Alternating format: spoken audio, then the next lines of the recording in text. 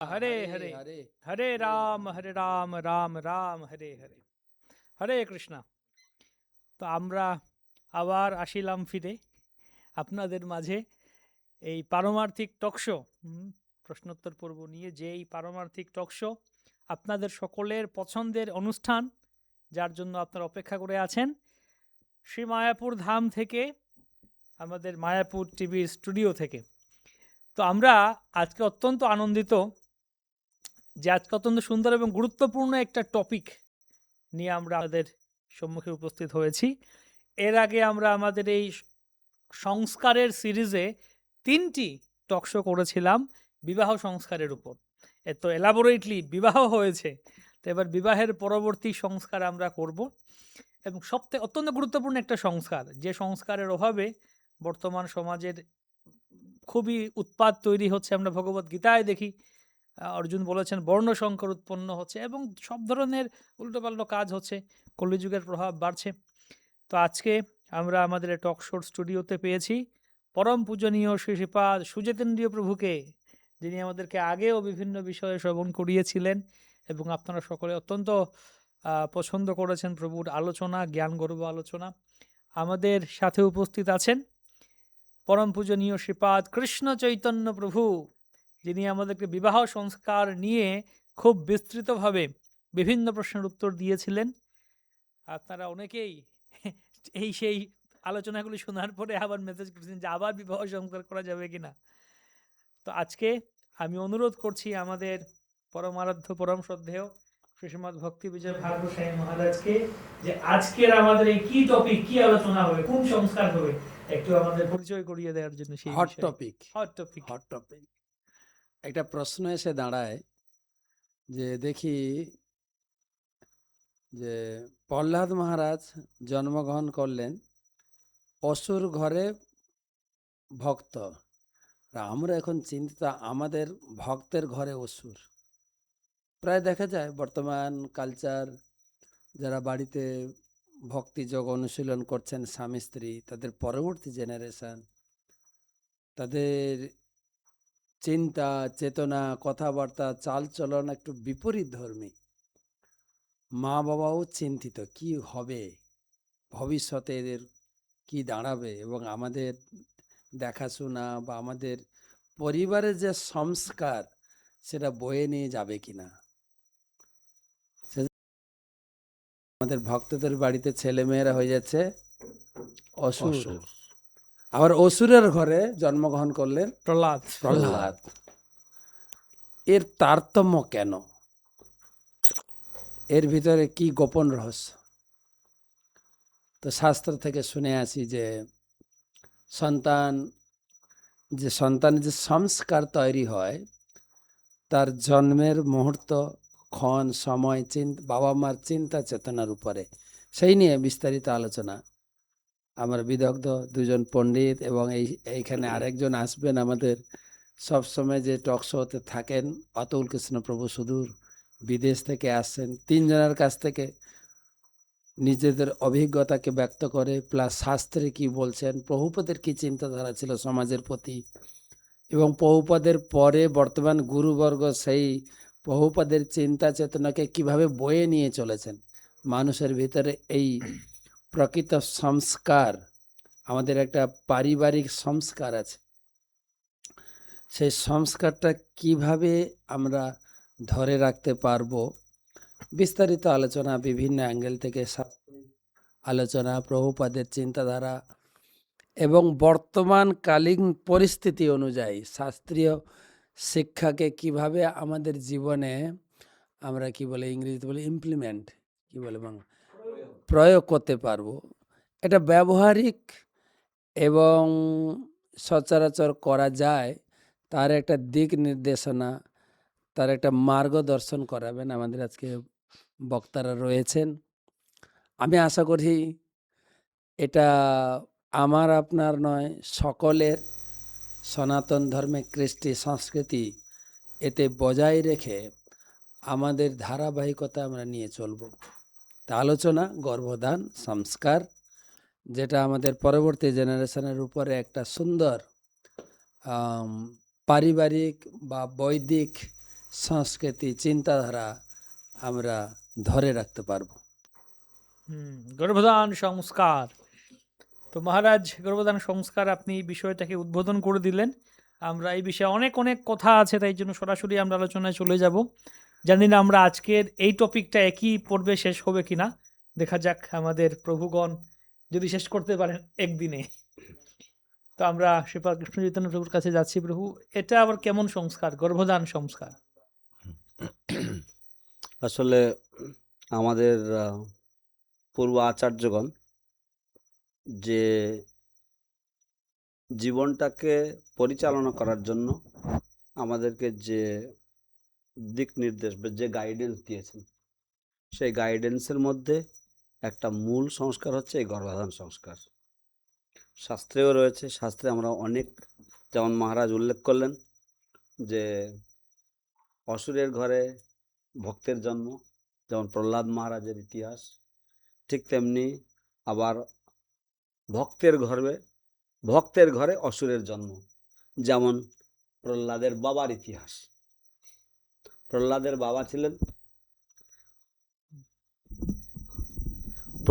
বাবা ছিলেন মহা অসুর, হিরণ্যকশিপু।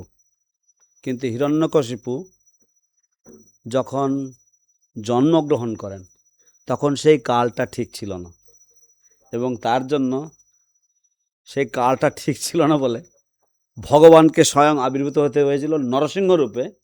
হ্যাঁ, যেহেতু এই কালটা ঠিক ছিল না এবং সেই কালের প্রভাবে যার জন্ম হয়েছিল সে এত ভয়ঙ্কর অসুর হয়েছিল যে ভগবানকে স্বয়ং আসতে হয়েছিল তাকে নিধন করে পৃথিবীকে, আবার পৃথিবীর ভারসাম্যকে রক্ষা করার জন্য। তো অ্যাকচুয়ালি বলতে গেলে যমজ সন্তান হয়েছিল। তো হিরণ্যকশিপু এবং হিরণ্যাক্ষ দুইজন ভগবানের দুই বিশেষ অবতার, বরাহদেব এবং নৃসিংহদেব অবতীর্ণ হয়েছিলেন এদের। তো এটা হচ্ছে শাস্ত্র বলছে, জন্মনা জায়তে শূদ্র সংস্কারাৎ ভবেৎ দ্বিজ। তো সংস্কারটা হচ্ছে সবটাই মূল গুরুত্বপূর্ণ বিষয় হচ্ছে সংস্কার। এবং আমরা ভারতীয় সংস্কৃতির উপরে আমরা অত্যন্ত গর্ববোধ করি বা বড়াই করি, কিন্তু আমাদের এই সংস্কৃতিটা আসছে আমাদের সংস্কার থেকে। এবং এই সংস্কারটা হচ্ছে যে আমরা কিভাবে আমরা আচার আচরণ করব। তো সেই জন্য আমাদের শাস্ত্রে খুব সুন্দরভাবে স্পষ্টভাবে বলা হয়েছে যে যখন কেউ গৃহস্থ আশ্রমে প্রবেশ করেন, পুত্রার্থে ক্রিয়তে ভার্যা, বলা হয় যে কেউ পুত্র সন্তান লাভের জন্য বা সন্তান লাভেচ্ছু পিতা মাতা তারাই এই গর্ভধান সংস্কার যদি করেন তাহলে তাদের চেতনা যথাযথ থাকবে এবং যার ফলে তারা সুসন্তান বা যারা জগতের কল্যাণকারী তেমন সন্তানের জন্ম দিতে পারবে। এই জন্যই এই গর্ভধান সংস্কারের যে গুরুত্ব। বাহ! তো আমরা গর্ভধান সংস্কারের গুরুত্ব শুনে ফেললাম। বিশেষ করে প্রভু আমাদেরকে বললেন গর্ভধান সংস্কার না করার কি ফল, প্রত্যক্ষ প্র্যাকটিক্যাল এক্সাম্পল দিলেন হিরণ্যকশিপুর কথা। আশা করি সকলে জানেন সেই গল্প, এবং কিছুদিন আগে ফিল্ম দেখেছেন সবাই, সেই ফিল্মের মাধ্যমেও সেই কাহিনী দেখেছেন। ফিল্মটা শুরুই হয়েছিল এটা দেখিয়ে গর্ভধান সংস্কার ঠিক সময় না করার ফল কি হয়। যাবো শ্রীপাদ কৃষ্ণ চৈতন্য প্রভুর কাছে। শ্রীমদ্ ভাগবতমের যখন পৃথু মহারাজের উপাখ্যান আসছেন, ওখানে তাৎপর্যতে শ্রী প্রভুপাদ এবং প্রভুপাদ জানাচ্ছেন পৃথু মহারাজ ওনার 5টে সন্তান, 5টেই সন্তানকে উনি এনেছেন ওনার ইচ্ছা অনুযায়ী। কেমন সন্তান লাগবে তেমনই সন্তান এসেছে। ওখানে শ্রী প্রভুপাদ বলছে পৃথু মহারাজ উনি নিজের স্ত্রী অর্চি ওনার দিকে একটা কামবাসনা দিয়ে আকর্ষিত ছিলেন না, কিন্তু ওনার কথা ছিল আমার দায়িত্ব আছে, আমি রাজা আছি, রাজার কর্তব্য আছে প্রজা পালন করার জন্য। প্রজা পালন করার জন্য কেমন সন্তান আমি দরকার, এই ভাবনা চিন্তা করে ভগবানের আশীর্বাদ গ্রহণ করে গর্ভাধান সংস্কার করার পর উনি সেই ভাবের সন্তানেরকে জন্ম দিয়েছেন।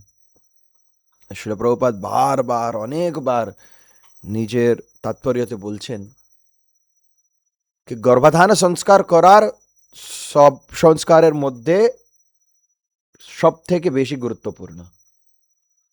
যেমন প্রভু আমাদের সুজিতেন্দ্রীয় প্রভু বলেছেন যে ওই সময় দেখতে হবে কবে আপনি গর্ভাধান করেছেন, ওই সময় তিথি বার নক্ষত্র, মাসিক ধর্ম পরে কত দিন হয়েছে, সব দেখা করার পর একটা মুহূর্ত আসে। শিল প্রভুপাদ বলছেন গর্ভাধান মানে স্বামী স্ত্রী দুইজন 50 মালা জপ করবে। 50 মালা জপ করার পর আপনার যে মনোচেতনা থাকবে ওটা কামবাসনার মনোচেতনা হয় না, একটা শুদ্ধ মনোচেতনা করে তারপরে গর্ভাধান করার পর একটা যোগ্য সন্তান, যোগ্য জীবকে আপনি আপনার বাড়িতে আকর্ষিত করছেন। ওই জীব যখন আকর্ষিত হয় তখন ওনাকে আপনি ভালো মতন ভক্ত বানাতে পারে। আর ওনাকে তারপরে যখন বাচ্চার জন্ম হবে ওনাকে ভালো মতন সংস্কার দিয়ে, বাড়ি গৃহে সংস্কার, ওইটা মনোচেতনা শিক্ষা প্রদান করার পর উনি ভালো একটা ভক্ত হতে পারে, ভালো একটা মানুষ হতে পারে। নাহলে যেমন ভগবদ গীতাতে অর্জুন বলছেন জায়তে বর্ণসংকর, অবাঞ্ছিত প্রজা উৎপন্ন হবে, আর অবাঞ্ছিত প্রজা উৎপন্ন হয়ে সমাজকে অনেক কষ্ট দেয়।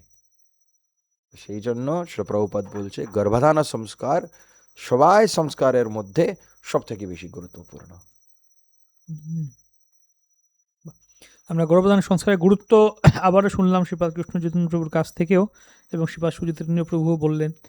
তো কিভাবে সমস্ত সংস্কারের মধ্যে সবথেকে গুরুত্ব আরোপ করা হলো। যাবো শ্রীপাদ অতুল কৃষ্ণ প্রভুর কাছে। প্রভু সারা বিশ্বে আমরা দেখতে পাই, এটা তো আমরা বুঝলাম শুনলাম যে গর্ভধান সংস্কারের অভাবে কেমন ভয়ানক পরিণতি তৈরি হচ্ছে। সারা বিশ্বে এখন ইসকনের প্রচার চলছে, শিল প্রভুপাদ কৃষ্ণ ভাবনামৃত এই আন্দোলন প্রচার করেছেন। তো সারা বিশ্বে ইসকন এই গর্ভধান সংস্কার আদির ব্যাপারে কিভাবে সবার মধ্যে একটা অ্যাওয়ারনেস বা কিভাবে প্রভাব তৈরি করছে সেটা আমাদেরকে বললেন। Srila Prabhupada যখন উনি প্রথমে পাশ্চাত্য দেশগুলিতে প্রচার শুরু করলেন তখন উনি দেখেছেন যা যুবতীদের উনি তাদের নিচে বিবাহ অনুষ্ঠান করলেন, বিবাহিত হয়ে। তখন ওনারা জিজ্ঞাসা করেছেন প্রভুপাদ কাছ থেকে আমরা কিভাবে সন্তান উৎপন্ন করব, এবং প্রভুপাদ শিখিয়েছেন, কৃষ্ণ চৈতন্য প্রভু জেনেছেন, মূল উপদেশ প্রভুপাদ দিয়েছেন, 50 মালা ভক্তরা করেন।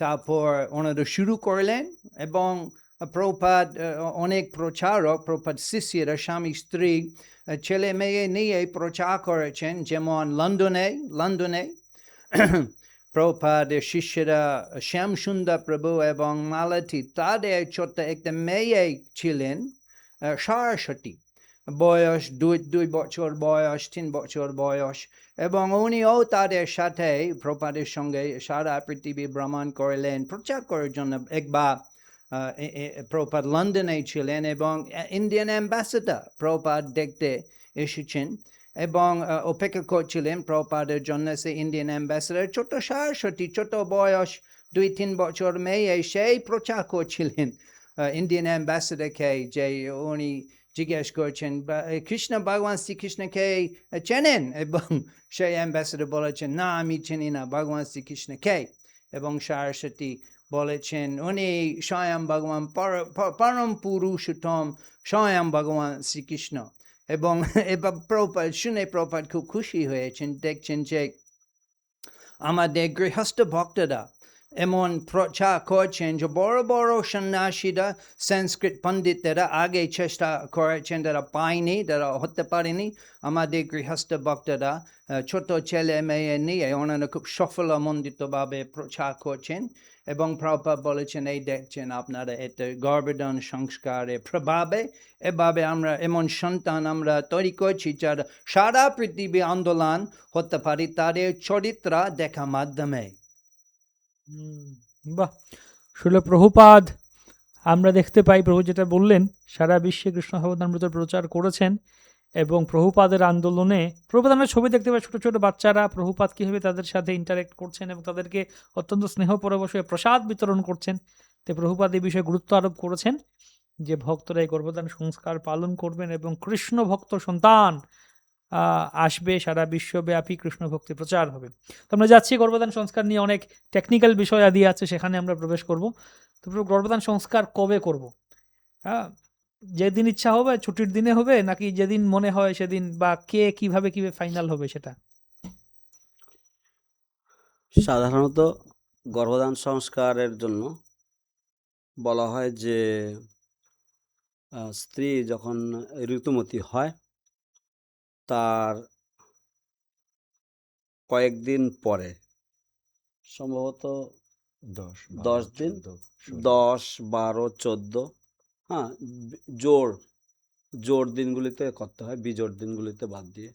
হ্যাঁ, তো এরকমভাবে নিয়ম রয়েছে, এইভাবে করা হয়। আর সেই সময় যে সমস্ত দিনগুলিতে এবং অন্যান্য বিশেষ করে নিষেধ করা হয়েছে, যে যেমন উৎসবাদী দিনে, একাদশীর দিনে, হ্যাঁ, বা কোনো ব্রতের সময়, হ্যাঁ, বা যখন মানসিকভাবে অশান্ত থাকে, পরিবারে কোনো অশান্তি হয়েছে, সেরকম ধরনের সময় এইগুলো করতে নেই। এই সমস্ত নিয়মগুলো রয়েছে। খুব সুন্দর নিয়ম তারপরে মুহূর্ত দেখতে হবে হুম, হুম, আপনার কি কি নক্ষত্র আছে, কি বার আছে, কি তিথি আছে।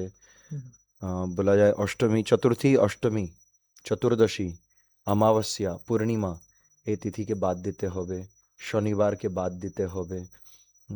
আহ, আর কিছু কিছু নক্ষত্র আছে, ভালো নক্ষত্র আছে ওই দিনে, মানে পূর্ব আষাঢ়া, পূর্ব ফাল্গুনী, উত্তর আষাঢ়া, সরি, উত্তর আষাঢ়া, উত্তর ফাল্গুনী,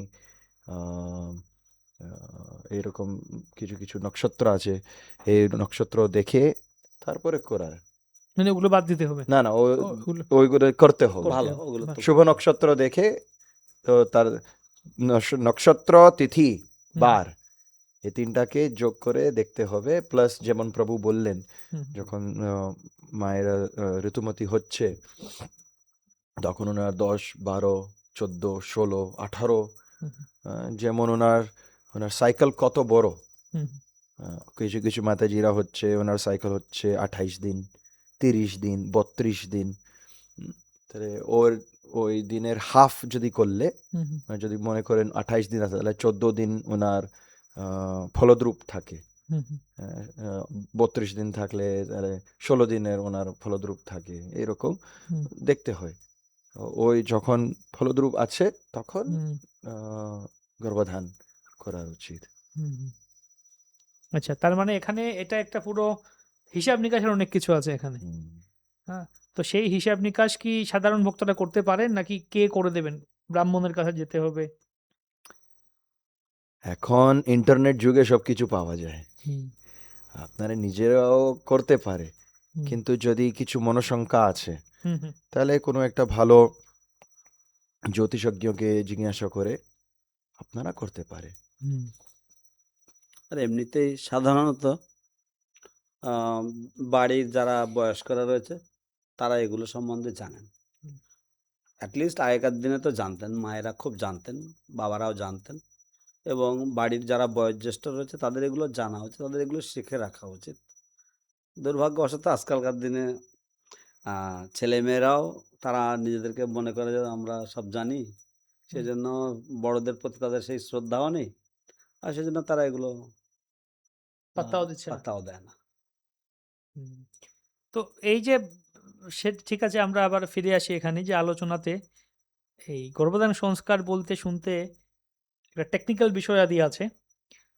তো এখানে কি মনোভাব থাকা উচিত? অনেক সময় দেখা যায় যে এখানে টেকনিক্যালি অনেক কিছু মিল হচ্ছে না, এটা একটা মিললে আরেকটা মিলছে না, বা কখনো কখনো বলে, ঠিক আছে করে নিন, অল্প একটু অমিল থাকলেও করে নিন প্রায়োরিটি দিয়ে, না নক্ষত্র ভালো আছে, এটা কম আছে, এই সেই করে।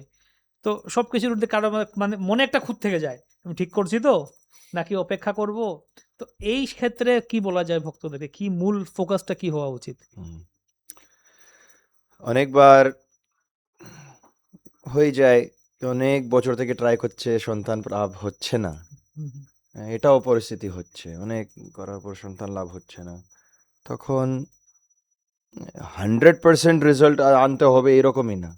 হুম, নক্ষত্র সব থেকে বেশি ইম্পর্টেন্ট, হুম, তারপরে তিথি, তারপরে বার। হুম।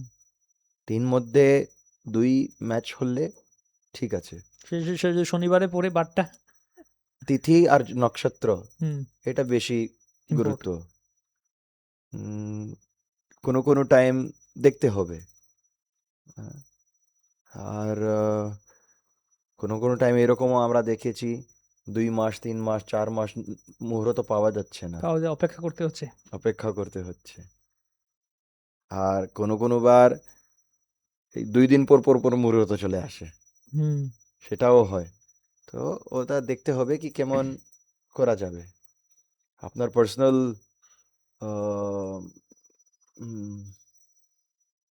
কত কি বলে নিড, হুম, ডেসপারেশন, অনেক বছর হয়ে গেছে সন্তান হচ্ছে না, আমি হুম, তো দেখতে হয়।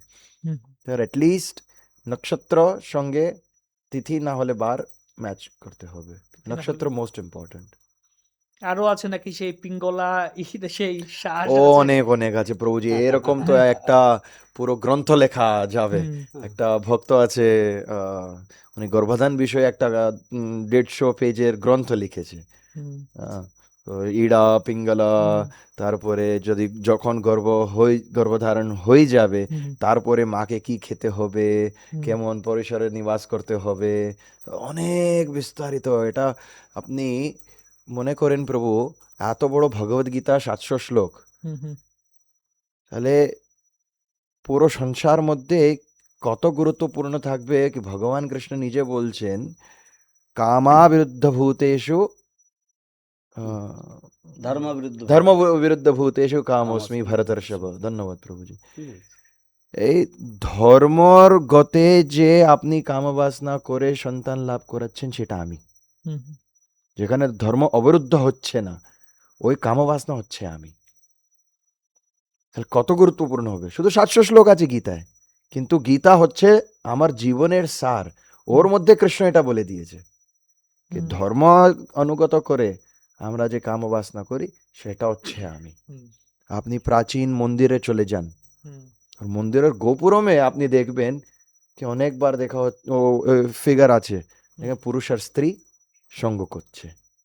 তো মনে অনেকবার চিন্তা চলে আসলেন লোকের, এটা কি বাজের জিনিস, আমরা ভগবানকে দেখতে যাচ্ছি না এরকম আহ, কাম বাসনা দেখতে যাচ্ছি, এটা কি? কিন্তু যেহেতু ভগবান নিজে বলছেন ধর্মাবিরুদ্ধ কাম ধর্মাবিরুদ্ধ কাম আরে ধর্মবিরুদ্ধ ভূতেষু ধর্মবিরুদ্ধ ভূতেষু কামোস্মি, ধর্ম অনুকূল আমরা কামবাসনা করছি, সেই জন্য সেটা হচ্ছে আমি। ইন্দ্র এই কামবাসনাকে যে ধর্ম অনুকূল আছে ওকে ও আম, খুব সম্মান করে।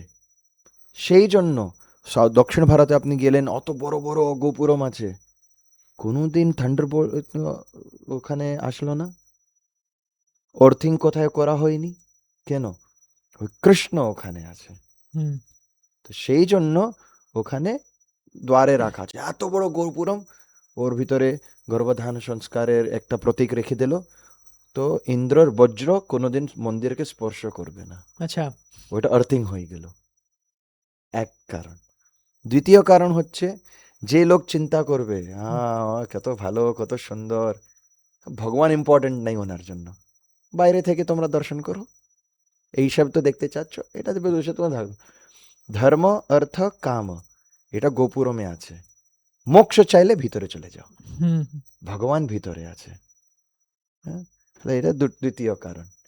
তৃতীয় আর একটা কারণ ছিল কি, যখন বৌদ্ধ ধর্ম, জৈন ধর্ম অনেক হুম। প্রচার হয়েছে, তখন সবাই বলছে আমরা বৈরাগ্য ধারণ করব। হুম। বৈরাগ্য ধারণ করলে ব্রাহ্মণরা বলছেন কি এত বৈরাগ্য হলে সংসারটা চলবে কি করে। হুম সেই জন্য মন্দিরের পরিসরে আমরা কোণার্ক মন্দিরে যাই, হ্যাঁ, ওখানে বিস্তারিত ভাবে লেখা আছে কেন, ধর্ম আছে, অর্থ আছে, কাম আছে, এটা তিনটে, একে আর মোক্ষ, চারকে বলা হচ্ছে পুরুষার্থ। এটা ইম্পর্টেন্ট জিনিস মনুষ্য জীবনে। কিন্তু তারপরে প্রভুপাদ কি বলছেন, শুধু ইটিং, স্লিপিং, মিটিং, ডিফেন্ডিং, কি বলে বাংলায়, খাবার, আহার নিদ্রা ভয় মৈথুন। আহার নিদ্রা ভয় মৈথুন, শুধু এইটা দিয়ে বস করা যাবে না। মনুষ্য জীবন কেন পেয়েছি আমরা? ভগবত ভক্তি করার জন্য। তাহলে ওখানে আমাকে দেখতে হবে। ও প্রভুপাদ বলছেন ওই প্রথম মহারাজের সন্দর্ভে কি বিড়াল কুকুর মতন আমরা সঙ্গ করতে হবে না।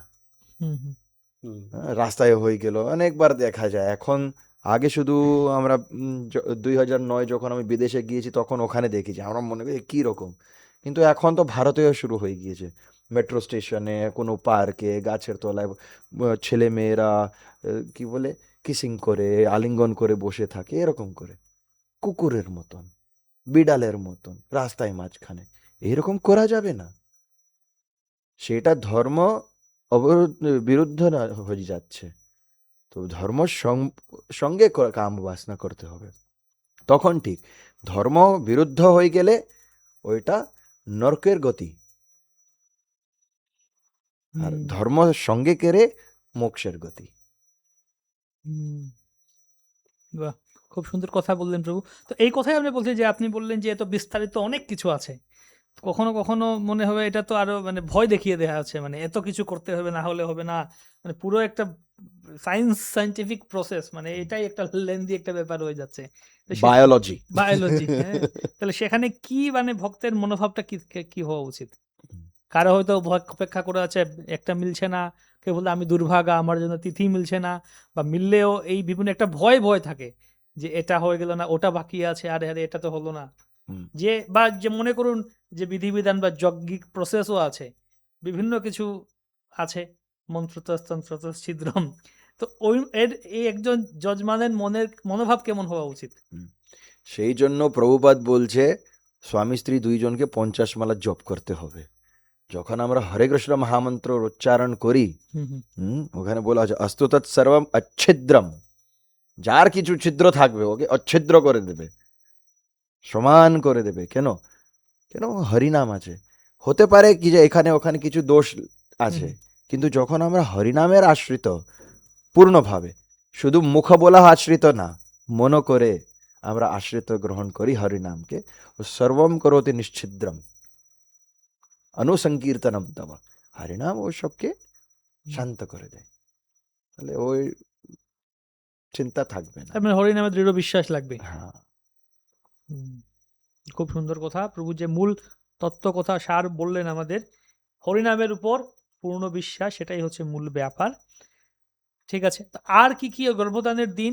আচ্ছা ঠিক আছে, এটা ব্রাহ্মণের পরামর্শে বা গুরুজনদের পরামর্শে দিন নির্ধারণ করা হলো। তাহলে আর কি প্রস্তুতি নিতে হবে? সেই দিনটা আসছে, এগিয়ে আসছে। তো মেন্টালি বা আরো যা যা প্যারাফার্নালি কি প্রিপারেশন লাগবে? হুম। অনেকবার ভক্তরা চিন্তা করে, আজকে গর্ভধান আছে, আমাকে জিজ্ঞাসা করে প্রভু আমাকে গর্ভধান যজ্ঞ করিয়ে দিন। গর্ভধান যজ্ঞ হয় না।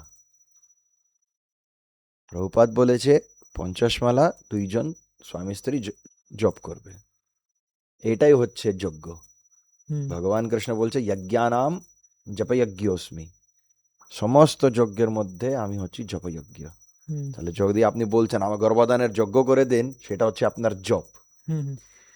শ্রীপাদ গোপাল ভট্ট গোস্বামী সৎক্রিয়া সারদীপিকা নামক গ্রন্থে, যেখানে সমস্ত সংস্কারের বিধান লিখছেন, ওখানে বলছেন সকলে স্বামী স্ত্রী ভালো মতন সুন্দর স্নান করে রেডি হয়ে গোবর মাটির লেপালেপি করতে হবে বাড়িতে। স্বামী স্ত্রী দুজন। হ্যাঁ, আগে তো মাটির ঘর ছিল, হুম হুম সুন্দর লেপালেপি করবে। হুম। এখন আপনি আপনার ভালো টাইলস আছে, মার্বেল আছে, লেপালেপি করবেন কোথায়? কিন্তু অর্থ হচ্ছে সুন্দর পরিষ্কার হয়ে গেল বাড়ি আপনার। ওইটা করার পর ভগবান বিষ্ণুর সেবা করতে হবে, পূজা করতে হবে। আমাদের ভক্তের বাড়িতে প্রায় সবার বাড়িতে বিগ্রহ আছে। আমি ভগবানকে ভালো মতন পূজা করলাম, পূজা হয়ে গিয়েছে, সারাদিন 50 মালাতে আমার চলে গেল, দিন চলে গেল। তারপরে যখন সন্ধ্যার সময় চলে আসছে, তো সন্ধ্যার সময়ে গোপাল ভট্ট গোস্বামী মাত্র 5 শ্লোক দিয়েছে। ওই 5 শ্লোককে, যেমন আমরা আরতিতে অর্ঘ্য অর্পণ হয়, ওই অর্ঘ্য শঙ্খ নিয়ে জল দিয়ে আমরা ভগবানকে অর্ঘ্য অর্পণ করে এক একটা শ্লোক, টোটাল 5 শ্লোক আছে, ওটা শ্লোক উচ্চারণ করে অর্ঘ্য অর্পণ করতে হবে। টোটাল 5 অর্ঘ্য হয়ে গেল। তারপরে যখন মুহূর্ত চলে আসে, হুম, স্ত্রীকে সামনে রেখে, পূর্ব মুখ রেখে, ওর শরীরের বিভিন্ন অঙ্গকে স্পর্শ করে, টোটাল 3টে মন্ত্র আছে। ওই 3টে মন্ত্র বলে তারপরে শুদ্ধ বস্ত্র হতে হবে, স্বচ্ছ শরীর হতে হবে। হুম, তো আপনি চিন্তা করুন, বস্ত্র শুদ্ধ আছে, স্থান শুদ্ধ আছে, চিত্ত শুদ্ধ আছে, এই সব শুদ্ধকরণ করার পর ওনারা সঙ্গ করবে। সেটা হচ্ছে গর্ভাধানের পূজা বিধান, ভগবানের চিন্তন। সেই পুরো দিন পুজো বিধান। তো সেই দিন আর এক্সট্রা কখনো বলা হয় যে যা ব্রাহ্মণ ভোজন করানো বা পবিত্র তীর্থে বা গঙ্গা স্নান করা, ওই ধরনের কিছু ব্যাপার আদি নেই? না, অ্যাকচুয়ালি কি হয়, অনেকবার ভক্ত বলে ভক্তদেরকে ডেকে ব্রাহ্মণ ভোজন করে বৈষ্ণব সেবা করতে হবে। না, ওইসব বৈষ্ণব সেবা করার পিছনে যদি মাতাজি রান্না টান্না করছে, প্রভুজি বাজার করছে, তাহলে 50 মালা জপ করবে কবে? 50 মালা জপ করা মানে 6 থেকে 7 ঘন্টার সময় লাগবে। সকালে আপনি নিজের পূজা করেছেন, তার মধ্যে 1-1.5 ঘন্টা চলে গেল। তারপরে আপনার বাড়ি পরিষ্কার করতে হবে, তার মধ্যে 1.5-2 ঘন্টা চলে গেল।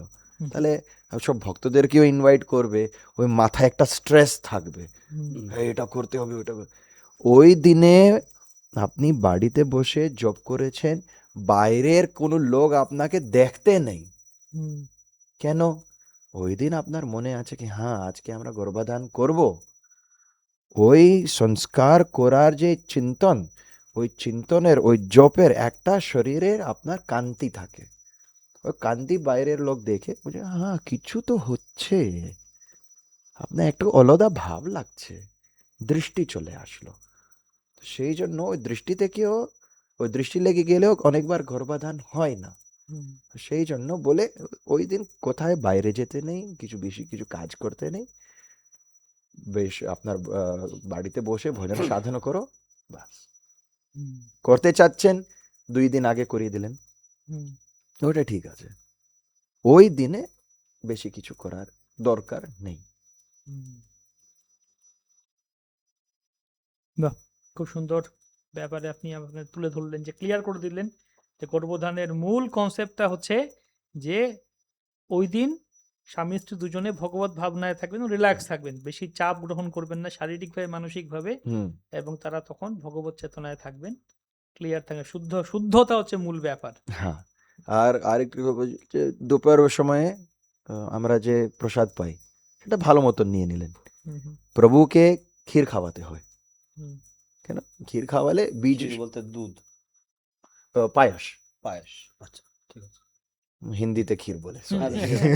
ঠিক আছে। পায়াস খাওয়াতে হয়, ওইটা দিয়ে বীজ শক্তিশালী হবে। আর রাত্রি সময়ে বেশি ভারী ভারী খেতে নেই, হালকা আহার। কিন্তু খিদা লেগেছে এরকমের নেই, নর্মাল, ক্ষুধার্ত থাকা যাবে না। না, শান্তি, এই একটু অল্প আহার করে নিলেন, মন শান্ত আছে, শরীরে শান্ত আছে, এইরকম। বাহ। তো সেটা গর্ভধান হলো, গর্ভধান সেই দিন হলো, তারপরের মনোভাবটা কেমন থাকা উচিত? কারণ সেরকম একটা মনোভাব যে আমাদের গর্ভধান হয়েছে তো, বা আমি এরকমও শুনেছি কিছু কিছু ভক্তরা এরকম বলেন যে এখনকার দিনে আর এরকম তো আর হয় না, যে তুমি একবার সঙ্গ করলে সন্তান হবে, তাহলে ওই সময় যেহেতু এই ফার্টাইল পিরিয়ড আছে, পর পর কয়েকদিন সন্তান ধারণের চেষ্টা করতে হবে, কিন্তু ওই সমস্ত দিন তো আবার তিথি অনুযায়ী মিললো না। হুম। তো সেই ক্ষেত্রে কি বলা যায়? সেম প্রভুজি। আম, দ্বিতীয় সেম চিন্তা করেছিলেন। হুম, আমার তো সব দিদির বাচ্চা হয়ে গিয়েছে, আমার তো হলো না, এটা কি ব্যাপার, এখনই করতে হবে। হুম, কশ্যপ মুনি বলেছেন ওনাকে, এখন সময় উচিত না, না এক্ষুনি করতে হবে।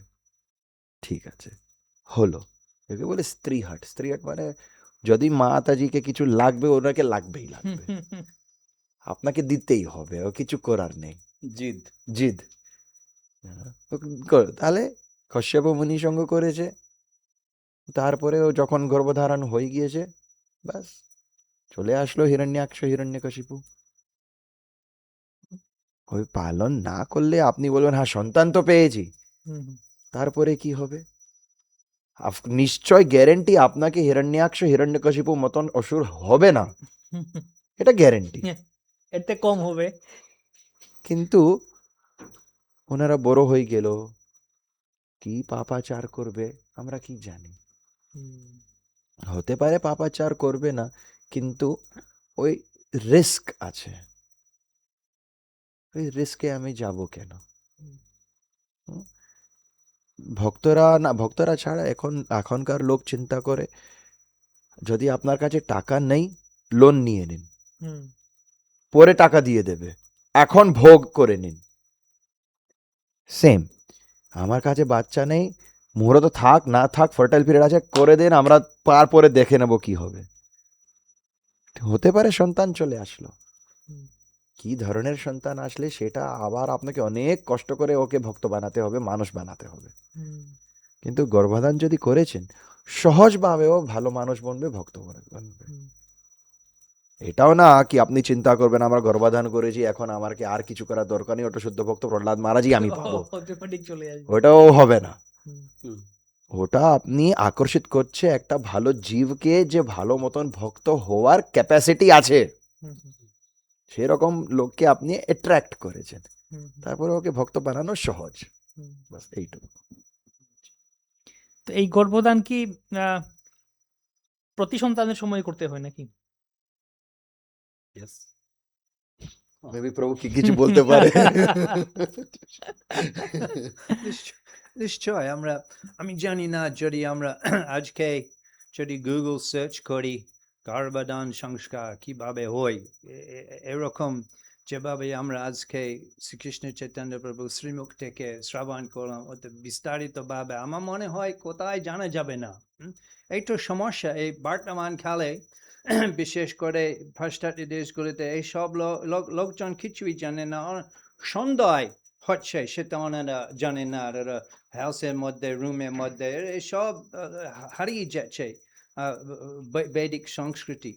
এবং করার মাধ্যমে আমাদের চেতনা পবিত্র হয়ে যায়। তো প্রত্যেকবার আমরা চেষ্টা করি সন্তান উৎপন্ন করার জন্য, নিশ্চয় এই নিয়মগুলো আমরা পালন করব।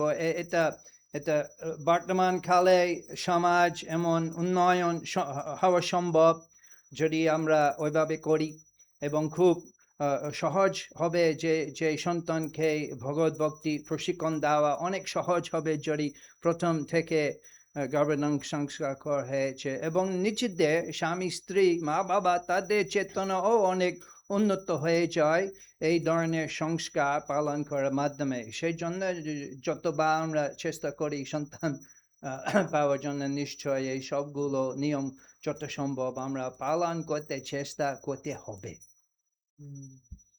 আমি একটা হাসি কথা বলি প্রভু, এই প্রশ্নের উত্তর আমি দেব।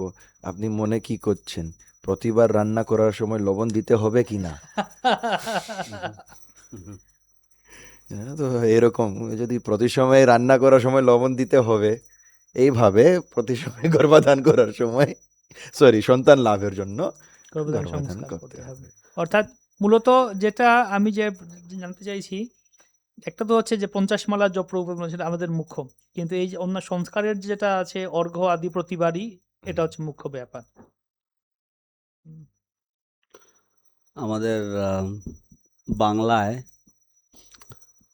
আম, অনেকেই বলে থাকেন বা প্রায় সময় শোনা যায় যে সংসার ধর্ম বড় ধর্ম। হুম। তো বিশেষ করে আমি প্রচারের সময় অনেককে বলতাম যে আপনি বলছেন সংসার ধর্ম বড় ধর্ম, অবশ্যই, কিন্তু সংসার ধর্ম যদি সংসারে যদি ধর্ম থাকে, আর সংসারের প্রধান ধর্ম হচ্ছে, এখানেই প্রমাণ পাওয়া যাবে, এই গর্ভধান সংস্কারে এসে প্রমাণ পাওয়া যাবে। কারণ গৃহস্থের উভয়ের, স্বামী এবং স্ত্রী উভয়েরই মানসিক যে যে নিয়ন্ত্রণ, সেই নিয়ন্ত্রণটা কতটা জরুরি। দ্বিতীয় কশ্যপ মুনি তারা তাদের উদাহরণ দিয়ে আমাদেরকে শিক্ষা দিচ্ছেন যে এটা কত গুরুত্বপূর্ণ। তো সংসার ধর্ম, হ্যাঁ, সংসার ধর্ম বড় হতে পারে, কিন্তু যদি সেখানে যদি ধর্ম থাকে, ধর্ম অর্থাৎ যা প্রভু আলোচনা করলেন যে যেভাবে কৃষ্ণ চেতনাময় হওয়ার দরকার, ভগবত চেতনাময় হওয়ার দরকার, এবং সেইভাবে যদি আমরা গর্ভধান সংস্কার করি তাহলে সেখানে ধর্ম রয়েছে, অতএব সংসার ধর্ম বড় ধর্ম। কিন্তু যদি সেখানে যদি ধর্ম না থাকলো তাহলে কিন্তু সংসার ধর্ম না। শুধুমাত্র স্বামী স্ত্রী বিয়ে করলো সেটা কোনো ব্যাপার না, সেটা যে কোনো সাধারণ পশুর সমাজ। কিন্তু যখন সেখানে ধর্ম যুক্ত হবে তখন সেটা অবশ্যই সংসার ধর্ম বড় ধর্ম। কারণ সেখান থেকে বড় বড় মনীষীরা, সাধু সন্ন্যাসীরা তারা জন্মগ্রহণ করবে এবং এই জগৎকে তারা আলোকিত করবে। তো সেইভাবে সংসার ধর্ম বড় ধর্ম। বা আমরা বলতে পারি, অনেক সময় দেখবেন আমাদের বিশেষ করে বাংলায় খুব প্রচলন রয়েছে যে বাবা মার থেকে বড় কেউ নেই। বাবা মার থেকে বড় কেউ নেই, যদি বাবা মা যদি বাবা মার মতন আচরণ করেন, এবং সেটা হচ্ছে যে যদি কোনো সন্তানকে সে নিয়ে আসবেন তাহলে সে গর্ভধান সংস্কারের মাধ্যমে সেই জগতে তাকে নিয়ে আসবেন। কিন্তু তা নাহলে কিসের পিতামাতা? সেই সে পরমবন্ধু, সেই পিতামাতা শ্রীকৃষ্ণ চরণে যেই প্রেম ভক্তিদাতা। সকল জন্মে পিতা মাতা সবে পায়, গুরু কৃষ্ণ নাহি ভজে, কৃষ্ণ গুরু নাহি মিলে ভজহ হিয়ায়। অতএব পাশবিক জীবন তো রয়েছে, সেখানে কি বাবা মার প্রতি স্নেহ নেই? আর সেখানে কি সন্তানের প্রতি সমাদর নেই? আমরা দেখি তো পশু জীবনে, কুকুর বিড়ালের জীবনে আমরা দেখি, শূকরের জীবনে দেখি, আমরা ছোট ছোট মানে যেমন পিঁপড়া এবং অন্যান্য জীবজন্তুর জীবনে দেখি, আমরা তাদের মধ্যে সেই অপত্য স্নেহ বা পিতামাতার প্রতি যেটা দায়িত্ব, সেগুলো সব রয়েছে। কিন্তু মানব জীবন কেন? মানব জীবন কেন এবং বলা হচ্ছে কেন সংসার ধর্ম বড় ধর্ম? সংসার ধর্মকে আপনি বড় ধর্ম তখনই বলা যেতে পারে যখন সংসারে ধর্ম রয়েছে। এবং এই ধর্ম মানে হচ্ছে এই যে গর্ভধান সংস্কার। গর্ভধান সংস্কার মানে সাধারণত একটা ধারণা হচ্ছে কি যে আমি বিয়ে করলাম মানে এখন আমার লাইসেন্স পেয়ে গেলাম, আমি অগাধভাবে যৌন সঙ্গ করতে পারি। কিন্তু মনুষ্যের জন্য বা যারা নিজেদেরকে মানুষ মনে করে তাদের জন্য এটা নয়। অ্যাকচুয়ালি দেখতে গেলে হিসাব করলে গৃহস্থ জীবনটা হচ্ছে ব্রহ্মচারী এবং অন্যান্য ধর্মের থেকে আরও বেশি কঠিন। তার কারণ হচ্ছে আপনার কাছে ভোগের উপকরণ রয়েছে, কিন্তু আপনি ইউ আর নট অ্যালাউড, আপনার অনুমতি নেই ভোগ করার। ভোগের উপকরণ আপনার সামনে থাকবে কিন্তু আপনার অনুমতি নেই, সুতরাং সেটা আরও কঠিন। তো সেইভাবে সংসার ধর্ম, যদি ধর্ম রয়েছে, ধর্ম যদি করা হয়, কিন্তু তা নাহলে শুধুমাত্র সংসার ধর্ম শুধু একটা বিয়ে করলো, একটা পুরুষ স্ত্রীকে বিয়ে করলো এবং সেটাই ধর্ম হয়ে গেল, এরকম ধরনের কোনো জায়গায় কোনো শাস্ত্রে নেই। সুতরাং ধর্ম অবশ্যই বড় যদি সেখানে যদি গর্ভধান সংস্কার থাকে। হরি বল, গৌর প্রেমানন্দে। ধর্ম, সংসার ধর্ম কথা আমরা সারবস্তু পেয়ে গেলাম। তো প্রভু আপনার একটা কথায় আসি, যেটা আপনি বলছিলেন যে পুত্রার্থে ক্রিয়াতে ভারিয়া। তো আবারও এই আলোচনায় আসি যে যেমন এটাও বললে এখানে আছে যে জোর বেজুর ব্যাপার, পুত্র কামনা করলে জোর দিনে, কন্যা কামনা করলে বেজোর দিনে। তো বেশিরভাগ ক্ষেত্রে পুত্রার্থে ক্রিয়াতে ভারিয়া। তো ভক্ত হিসেবে সহজ প্রশ্ন, সবার জনতার সবার প্রশ্ন যে ভক্ত হিসেবে এরকম মনোভাব রাখা উচিত, এটা কি ঠিক যে আমি পুত্র চাই বা কন্যা চাই? হুম, এইরকম কেন বিভেদ?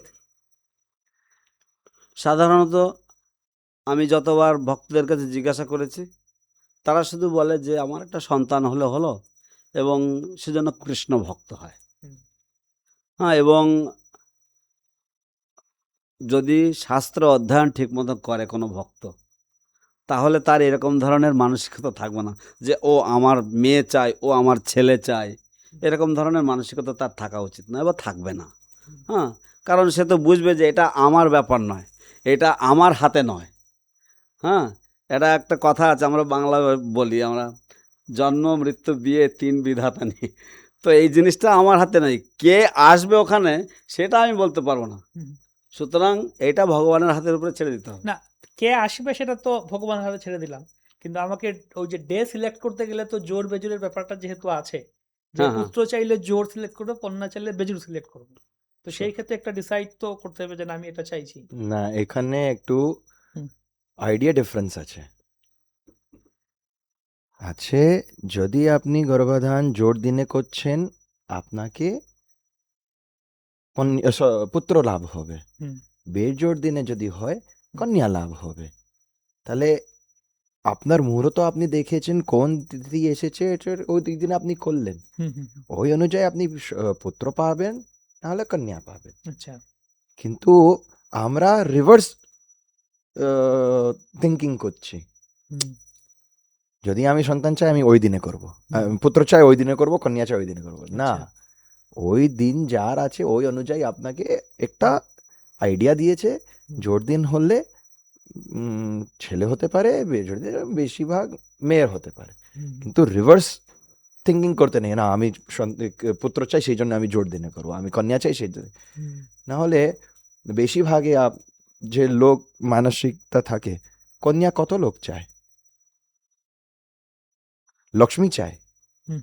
ক্যাশ ক্যাশ অনুযায়ী, কিন্তু কিন্তু কন্যা রূপে লক্ষ্মী কতজন চায়? রেয়ারলি।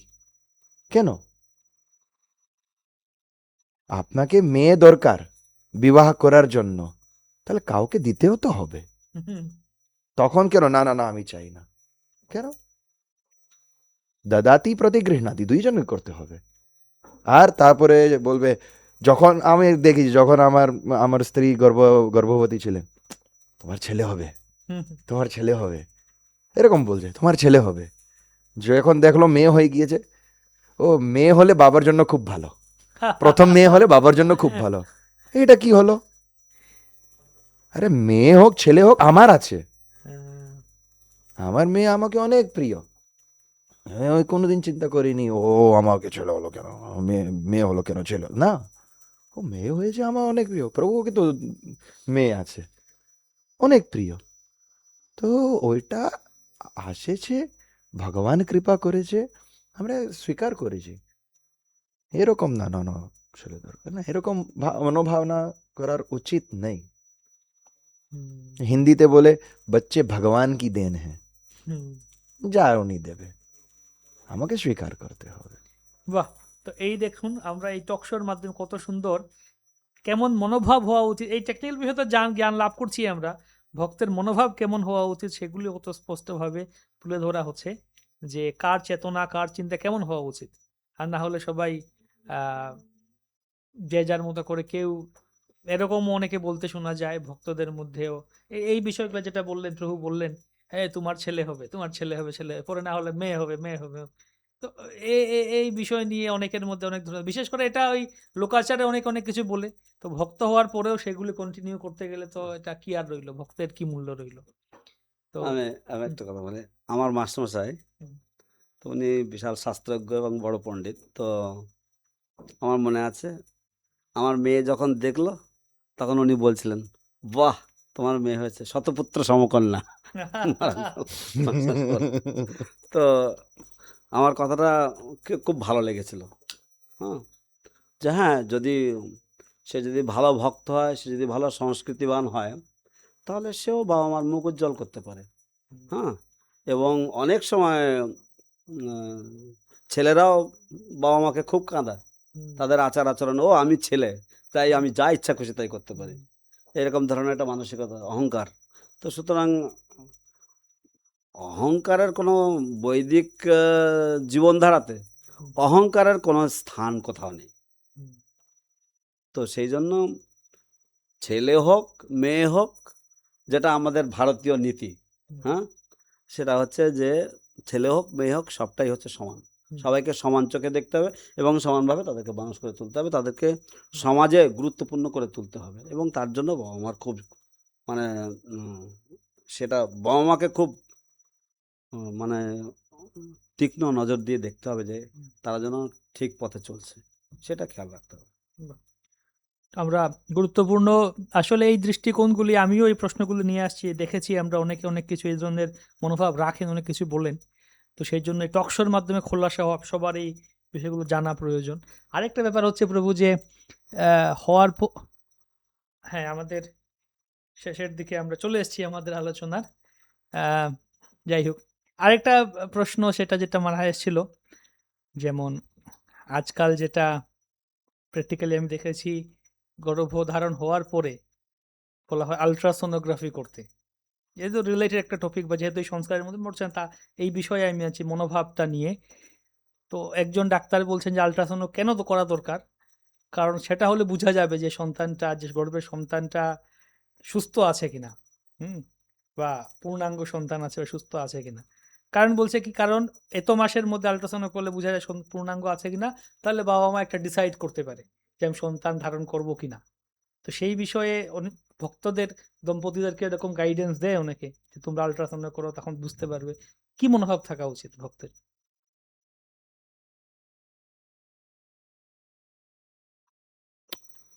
দুঃখিত কথা আমি বলবো প্রভু, তো যদি আপনি মনে করবেন যে হ্যাঁ আমার সন্তান পূর্ণ নেই, হুম, হুম, আমি ওখানেই ওকে হুম, গর্ভে মেরে দেব, সেটা মহাপাপ। ওকে গর্ভস্থ শিশুকে মারা মহাপাপ। হুম, আপনি সন্তান গ্রহণ করেছেন, কর্ম অনুযায়ী যার চলে আসছে সেটা আপনাকে নিতে হবে।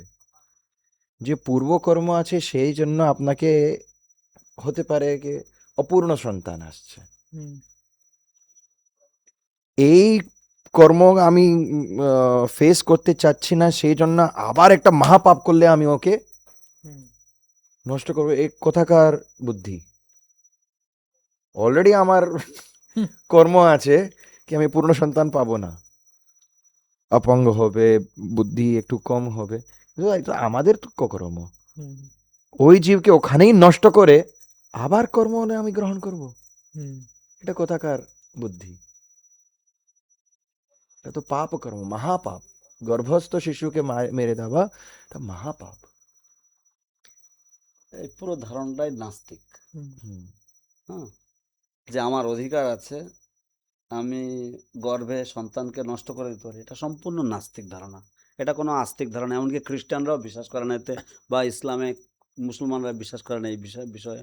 আমাদের তো হিন্দু ধর্মে বা সনাতন ধর্মে তো এর কোনো স্থানই নেই। হুম, আমরা জানি যে কনসেপশন মানে হচ্ছে, মানে মানসিকভাবে যখন বাবা মা চিন্তা করছে যে আমি সন্তানকে নিয়ে আসি, সেই সময় থেকে সন্তান। তাহলে কিন্তু এর একটা কথা আছে, ওর মধ্যে ওনারা বলে মার্সি কিলিং।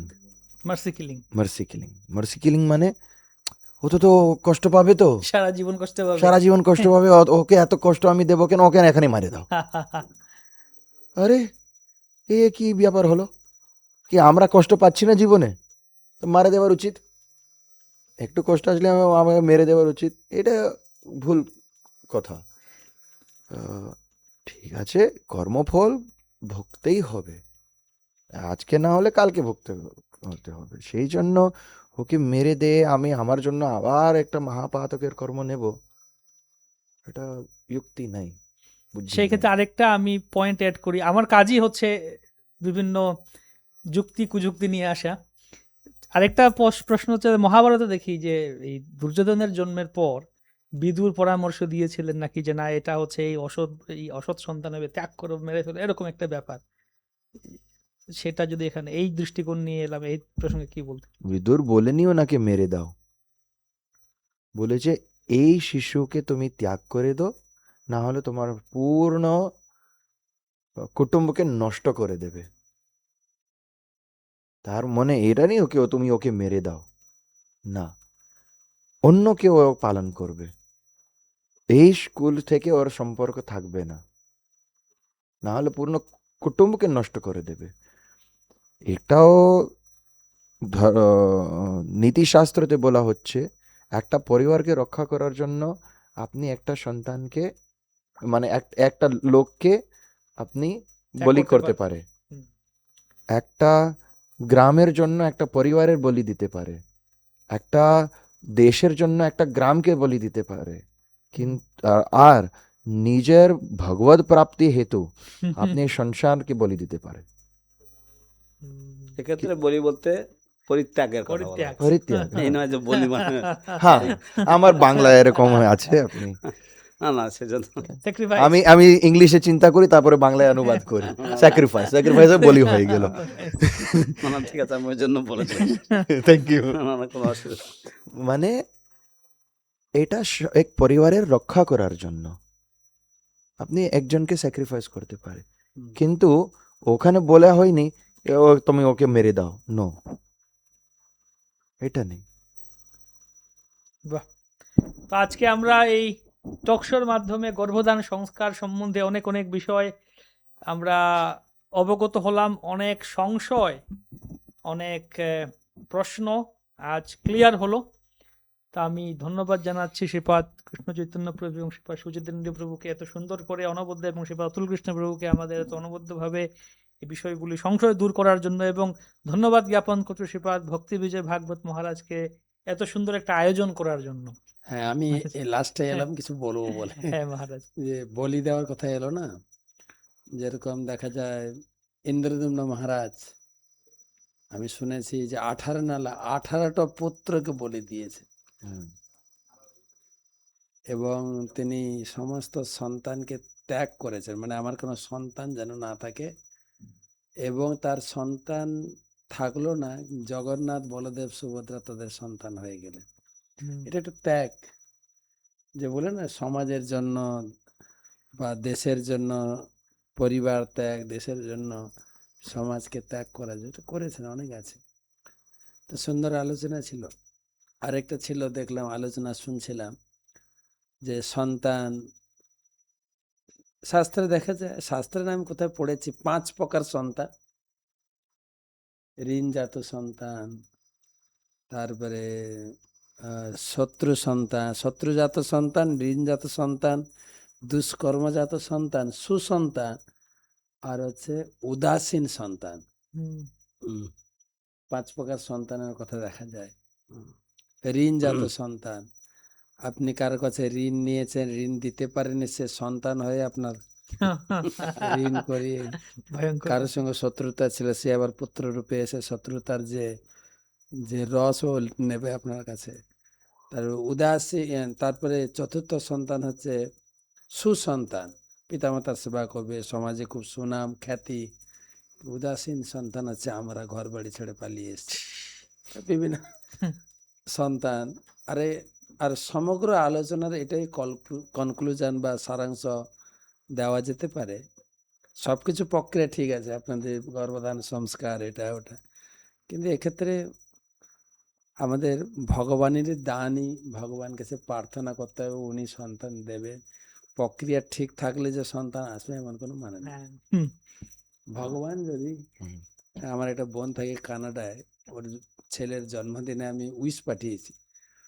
ও লিখছে, জানো আজকের দিনটা হচ্ছে আমার জীবনের সবচেয়ে শ্রেষ্ঠ দিন। আমি বলছি, কেন?